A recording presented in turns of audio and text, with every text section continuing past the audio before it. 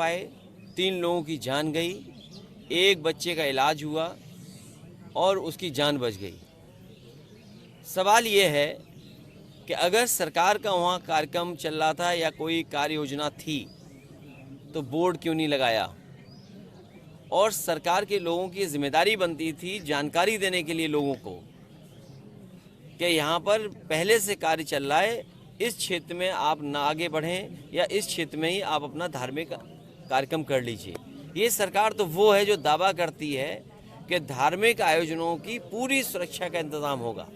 इससे पहले भी मुझे याद है, मैं मेरठ के कांवड़ियों के परिवारों से मिला था, जिन कांवड़ियों के परिवारों के सदस्यों की जान गई, वहाँ पर भी पूरी लापरवाही थी, क्योंकि सरकार के मंत्री, मुख्यमंत्री खुद, प्रमुख सचिव गृह, डीजीपी या सुरक्षा को लेकर के सब इंतजाम किए गए थे और यहाँ तक कि मुख्यमंत्री खुद फूल बरसा रहे थे, उसके बाद जान चली गई।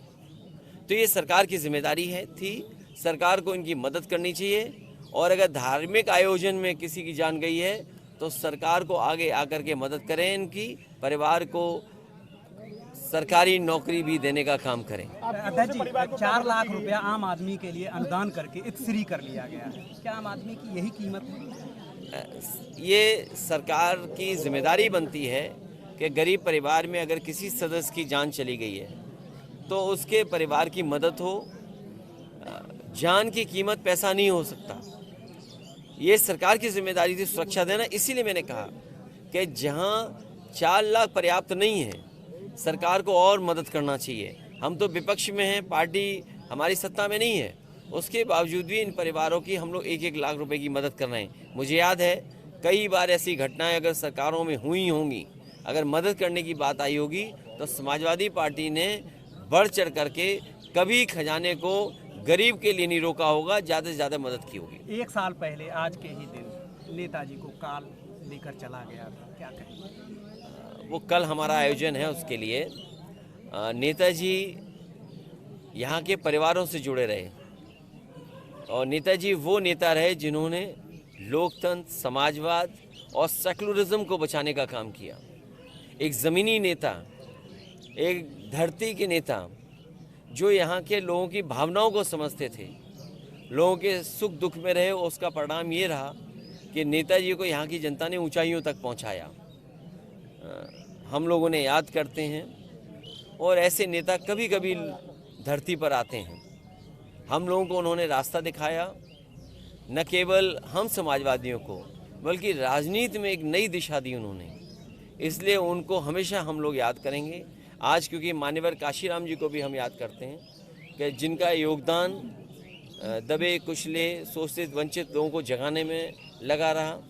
बाबा साहब भीमराव अम्बेडकर, उनके सिद्धांत और खासकर बहुजन समाज को जागरूक करने का काम और राजनीति में उनको स्थान देने का काम अगर किसी ने किया है तो मान्यवर काशीराम जी ने किया। मैं आज उनको याद करता हूँ और ये जगह तो वो है जिसने कभी मान्यवर काशीराम जी को बगल की लोकसभा से लोकसभा में भेजने का काम किया था।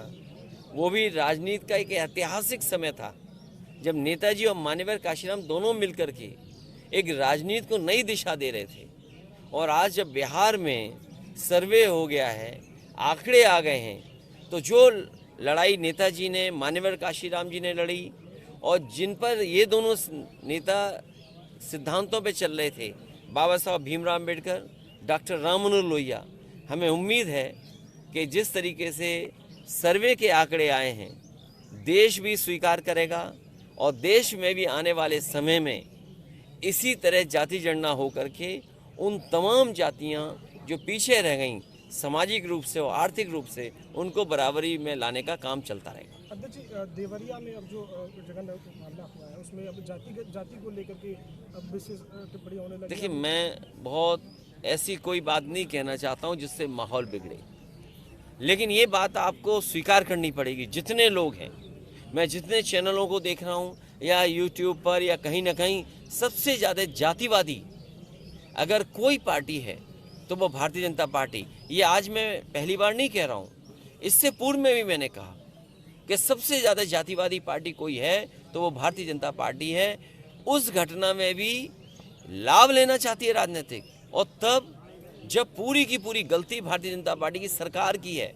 कभी कोई पूछे जा कर के कि जो परिवार थे उन्होंने कितनी बार दरखास्त दी, कौन अधिकारी नहीं था जिसके सामने वो गए ना हो न्याय के लिए। बाबा जी का लेकिन न्याय क्यों नहीं मिला? न्याय क्यों नहीं मिला? अगर कोई जिम्मेदार है न्याय न देने के लिए तो वो भी इस घटना का अपराधी होगा। भैया बाबा जी का बुलडोजर हर जगह पहुंच जाता है। मैनपुरी के पूर्व जिला पंचायत अध्यक्ष रहे आशु दिवाकर, जिन्होंने एक गरीब की जमीन, करोड़ों रुपए की बेशकीमती जमीन कब्जा ली, उसके खिलाफ मामले दर्ज हुए, हत्या भी हो गई, अभी तक कोई कार्रवाई नहीं हुई है। वो घटना एक सीधे साधे भोले भाले किसान के साथ धोखा होना। एक सीधे साधे इंसान से आपने ज़मीन खरीदी, एक चेक दे दिया और उसके बाद उस भोले भाले इंसान से ये कहा आपने, किसान से, कि चेक में कुछ लिखने में गड़बड़ी हो गई। आपने उसे चेक 6 करोड़ का वापस ले लिया और उस चेक को फाड़ दिया आपने। इससे ज़्यादा कानून व्यवस्था को लेकर के जो जीरो टॉलरेंस की बात हुई थी, क्या हो सकता है बताओ? और फिर वो बचा कौन रहा है उसको? मुख्यमंत्री खुद बचा रहे हैं, डिप्टी सीएम खुद बचा रहे हैं। जिसको मुख्यमंत्री बचाएगा उस पे क्या अन्याय होगा, क्या न्याय मिलेगा उसको, परिवार को? वो सोचो। ये जो घटना कानपुर वाली है इसमें कोई और नहीं बचा रहा है, मुख्यमंत्री और डिप्टी सीएम बचा रहे हैं, क्योंकि उनकी जानकारी में ऐसी घटना हुई है। और सोचो, वो तो डॉक्यूमेंटेड है। आपने चेक दिया, आपने चेक वापस ले लिया, रजिस्ट्री में उस चेक का नंबर है, उसके बावजूद भी आपको क्या चाहिए सरकार को? सोचिए। हम लोग बैठे हैं यहाँ, तारीख आ गई होंगी जहाँ समाजवादी पार्टी का संगठन है, समाजवादी पार्टी वहाँ पर बीजेपी को हराने के लिए काम करेगी। गठबंधन को लेकर सीटें तय नहीं हुई, कांग्रेस बहुत जल्दी मैं समझता हूँ उसका भी निर्णय हो जाएगा। अध्यक्ष जी, चाचा ने कहा था कि जो सांसद है डिम्पल यादव जी, वो मैनपुरी से चुनाव लड़ेंगे, उसको लेकर इसमें क्या खराब बात है भाई? पार्टी जब बैठेगी, तय करेगी। यहाँ समाजवादी पार्टी लड़ेगा, सवाल नाम का नहीं है, समाजवादी पार्टी लड़ेगी। अच्छा, इजराइल और हमास में जो युद्ध चल रहा है उसमें कुछ देश तो इजराइल का समर्थन कर रहे हैं और जिसमें भारत भी है, उसको किस तरीके? देखिए, बड़ा सवाल यहाँ मत पूछो। ये दुनिया को पता नहीं क्या हो गया है।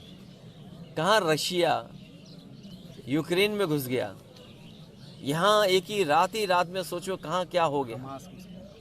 दोनों झगड़े हो गए और भी कई हिस्सों में झगड़े चल रहे हैं। दुनिया में अगर इस तरह की चीज़ें होंगी, एक देश दूसरे देश के मुकाबले खड़ा हो जाएगा, तो चिंता की विषय तो देश की रहेगी।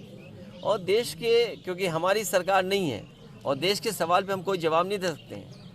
ये सरकार जो निर्णय लेना चाहती है, सरकार निर्णय ले अपना, जातीय जनगणना, लेकिन वॉर ना हो कहीं भी। अध्यक्ष जी, जातीय जनगणना की बात की यूपी में खासकर, बीजेपी हमेशा स्पष्ट अपनी बात नहीं रखती है, बस्ती नजर आती है, क्या वजह है? कोई बचती नहीं है। बीजेपी भी स्वीकार करेगी, आप देखिएगा। और स्वीकार नहीं करे तो देखना आप, उसमें जो पीडीए के लोग हैं जाति जनगणना को लेकर के बहुत खुश हैं। बीजेपी के अंदर भी जो पीडीए के लोग हैं वो भी कास्ट सेंसस चाहते हैं। तो सोचो, इससे बड़ी जीत और क्या हो सकती है?